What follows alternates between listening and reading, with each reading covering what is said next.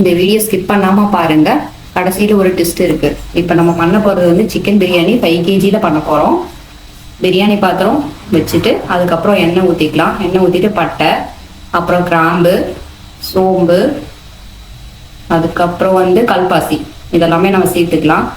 சேர்த்துட்டு நல்லா பொரிய விடலாம். ஃபஸ்ட்டு அந்த எண்ணெயிலே நல்லா பொரிஞ்சு வரணும். அப்போ தான் அதனுடைய ஃப்ளேவர், கொஞ்சமாக போட்டால் கூட நிறையா ஃப்ளேவர் கிடைக்கும். அதுக்காக எல்லாம் போட்டுட்டோம். அதுக்கப்புறம் பச்சை மிளகாய் போட்டுட்டு பெரிய வெங்காயம் போட்டுக்கலாம். அது நல்லா கொஞ்சம் பொன்னிறமாக வர அளவுக்கு வதக்கி விட்டுக்கலாம். வதக்குறதுக்கு அப்புறமா நம்ம வந்து கலர்பொடி எதுவுமே சேர்த்த வேண்டாம். அதுலேயே வந்து மிளகாய்த்தூள் வந்து எண்ணெயிலே சேர்த்து நல்லா கலர்ஃபுல்லாக சூப்பராக வரும். காரமும் நல்லா இறங்கி டேஸ்ட்டும் கொடுக்கும். அதுக்கப்புறம் கொத்தமல்லி தழை, புதினா இதையும் சேர்த்து அதுலேயே வந்து நல்லா மிக்ஸ் பண்ணிக்கலாம். மிக்ஸ் பண்ணதுக்கப்புறம் இஞ்சி பூண்டு பேஸ்ட்டு அதையும் சேர்த்துக்கலாம். சேர்த்துட்டு நல்லா எண்ணெய் பெரிய வதக்கிட்டு அதுக்கப்புறம் தக்காளி ஆட் பண்ணிக்கலாம். அது சீக்கிரமாக வதங்கிறதுக்காக உப்பும் கூடவே தயிரும் ஆட் பண்ணிக்கலாம்.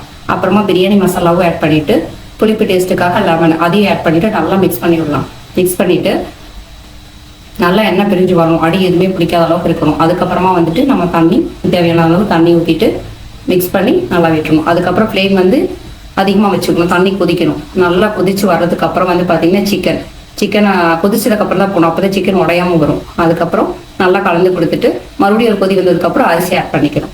அரிசியை நல்லா போட்டு விட்டுட்டு எண்ணெய் பிரிஞ்சு தளத்தெல்லாம் நிற்கிது பாருங்கள். அதுக்கப்புறம் எல்லாம் கொதிச்சதுக்கப்புறம் தண்ணியும் அந்த அரிசி லெவலாக வந்ததுக்கப்புறம் நம்ம ஒரு தோசைக்கல் வச்சு மேலே அந்த பாத்திரத்தை தூக்கி வச்சு நல்லா ஈவனாக கலந்து கொடுத்து தம் போட போகிறோம். இப்போ தம் போட ரெடி ஆயிடுச்சு. நம்ம தம் போட போகிறோம்.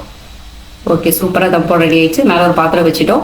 தம் ஆயிடுச்சு. இப்போ உடைச்சி பார்க்க போகிறோம். வாவ், சூப்பரான பிரியாணி கலக்கலாக வந்துடுச்சு. லாஸ்ட்டாக ஒரு ட்விஸ்ட் இருக்குன்னு சொன்னேன் இல்லைங்களா, இதுதான்.